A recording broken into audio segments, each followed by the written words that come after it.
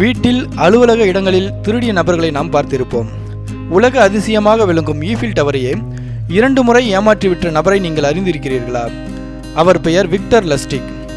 Victor லஸ்டிக் பற்றி படிக்கும்போதுதான் திருடர்கள் பலவிதம், ஒவ்வொருவரும் ஒரு விதம் என எண்ண வைக்கிறது.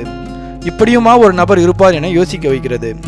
விக்டர் லஸ்டிக் உலக அதிசயமான ஈஃபில் டவரையே 2 முறை விற்றுள்ளார். இவரை போன்ற நபர்கள் உலகிற்கு அதிசயம் அல்ல. இவரை போலவே இந்தியாவிலும் ஒரு திருடன் இருந்தார். இந்தியாவின் தாஜ்மஹால், பார்லிமெண்ட் போன்றவற்றை விற்ற நட்பர்களால் தான் அந்த நபர். நமது உலக வரலாற்றில் மக்களுக்காக போராடியவர்கள் மட்டுமின்றி ஏமாற்றியவர்களுக்கும் அழிக்க முடியாத ஓர் இடம் இருக்கிறது. சிறு வயது முதலே விக்டர் லஸ்டிக் ட்ரிக் செய்வதில் கில்லாடிதான். இவர் கார்ட் ட்ரிக் மூலம் தனது சிறு வயதில் பலரை ஏமாற்றியுள்ளார். போலீசிடம் பிடிபட்ட போது விசாரணையில் இவர் ஆஸ்திரியன், ஹங்கேரியன் டவுன் பகுதியில் பிறந்து வளர்ந்தவர் என குறிப்பிட்டிருந்தார். பிறகு விசாரித்த போது இவர் கூறிய பள்ளியில் இவரது பெயரில் ஒருவர் படித்ததே இல்லை என தெரிய வந்தது. விக்டர் லஸ்டிக்கின் பெற்றோர் ஒரு ஏழை விவசாயிகள். தனது வாழ்வில் சின்ன சின்ன தவறுகள் செய்து வந்த விக்டருக்கு திடீரென ஒரு பெரிய ஆசை வந்தது. அந்த ஆசைதான் இன்று அவரை பற்றி உலகம் முழுக்க பேச காரணம்.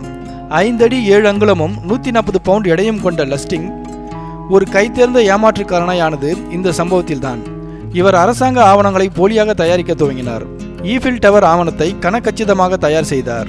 பழைய உலோகங்களை வாங்கி தொழில் செய்யும் ஒரு பிரபல தொழிலதிபரை வரவழைத்து பாரிஸின் உயர்தர ஹோட்டலில் தங்க வைத்து ஈஃபில் டவரை விற்க வியாபாரம் பேசி, அரசாங்கம் மிகவும் ரகசியமாக இந்த செயலை செய்து வருகிறது என தந்திரமாக பேசி விற்றார். விக்டர் லஸ்டிக் ஒருமுறை அமெரிக்க டாலர்களை அச்சடிக்கும் பணப்பெட்டியை தயாரித்து விற்றார். இதை பல அமெரிக்கர்கள் $30,000 கொடுத்து வாங்கினர். இதில் விசேஷம் என்னவெனில், இந்த பெட்டியை விற்பனை செய்ய இவர் பேப்பரில் விளம்பரம் கொடுத்ததுதான்.